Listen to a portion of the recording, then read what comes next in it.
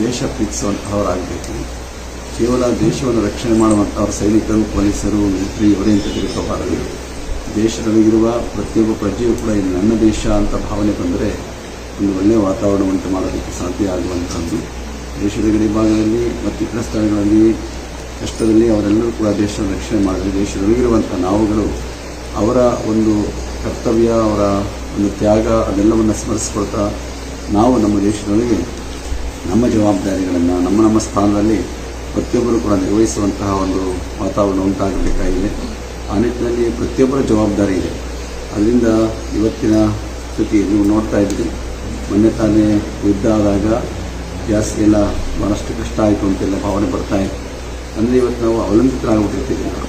ಒಂದು ವಸ್ತು ಒಂದು ಕಡೆ ನಾವು ಅವಲಂಬಿತರಾದರೆ ಇನ್ನೊಂದು ಅದನ್ನು ಕಡಿಮೆ ಆಯಿತು ಅಂದರೆ ಅದರಿಂದ ತುಂಬ ಕಷ್ಟವನ್ನು ಅನುಭವಿಸ್ತಾ ಇರ್ತೀವಿ. ಈಗ ಮೊನ್ನೆ ದಿವಸ ಗ್ಯಾಸ್ ಬಂದಾಗ ಎಲ್ಲ ಸೌದೆ ಹುಡುಕತ್ತಾರೆ ಅಂತ ನೋಡ್ತಾ ಇದ್ದೀವಿ.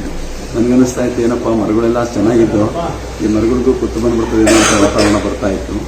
ಆದರೂ ಕೂಡ ಅದನ್ನು ನಿರ್ವಹಿಸಿ ಇವತ್ತೆಲ್ಲರೂ ಕೂಡ ಆದಷ್ಟು ಕಷ್ಟ ಕಾಲದಲ್ಲಿಯೂ ಕೂಡ ನಾವೆಲ್ಲ ಸರಳವಾಗಿ ಬದುಕುವಂತಹ ಒಂದು ಅವಶ್ಯಕತೆ ಇರುವಷ್ಟು ಮಾತ್ರ ಬಳಸುವಂತಹ ಕೆಲಸವನ್ನು ಮಾಡಬೇಕಾಗಿದೆ.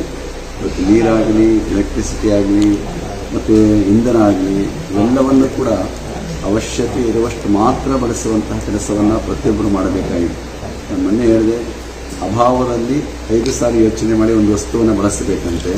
ಹಾಗಲ್ಲ, ಅಭಾವ ಇಲ್ಲದೇ ಇದ್ದಾಗಲೂ ಕೂಡ ಒಂದು ವಸ್ತುವನ್ನು ಬಳಸಬೇಕಾದ್ರೆ 5 ಸಾರಿ ಯೋಚನೆ ಮಾಡಿ ನಮಗೆ ಎಷ್ಟು ಅವಶ್ಯಕತೆ ಇದೆ ಅಷ್ಟು ಮಾತ್ರ ಬಳಸುವಂಥ ಕೆಲಸವನ್ನು ಮಾಡಿದರೆ ಇನ್ನೊಬ್ಬರಿಗೂ ಕೂಡ ಅದು ಉಪಯೋಗಕ್ಕೆ ಬರುವಂಥ ಕೆಲಸ ಆಗುತ್ತೆ.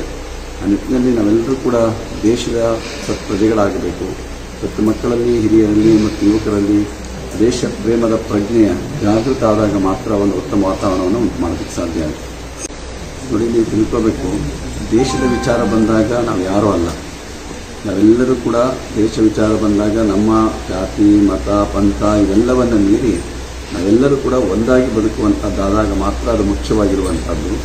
ಆ ನಿಟ್ಟಿನಲ್ಲಿ ಇವತ್ತು ಸಣ್ಣ ಪುಟ್ಟ ವ್ಯತ್ಯಾಸಗಳಿರ್ತವೆ, ಏನೇನು ಬರ್ತಾ ಇರ್ತವೆ, ಅವೆಲ್ಲ ಒಂದು ಹಂತದಲ್ಲಿ ಇರಬೇಕೆ ಹೊರತು ಅದನ್ನು ಮೀರಿದಾಗ ದೇಶದ ಪ್ರಜ್ಞೆ ಬಂದಾಗ ದೇಶವೇ ಮುಖ್ಯ ಅಂತೇಳಿ ಭಾವಿಸ್ಕೊಂಡು ಪ್ರತಿಯೊಬ್ಬರು ಐಕ್ಯತೆಯಿಂದ ಬದುಕಬೇಕಾಗಿದೆ.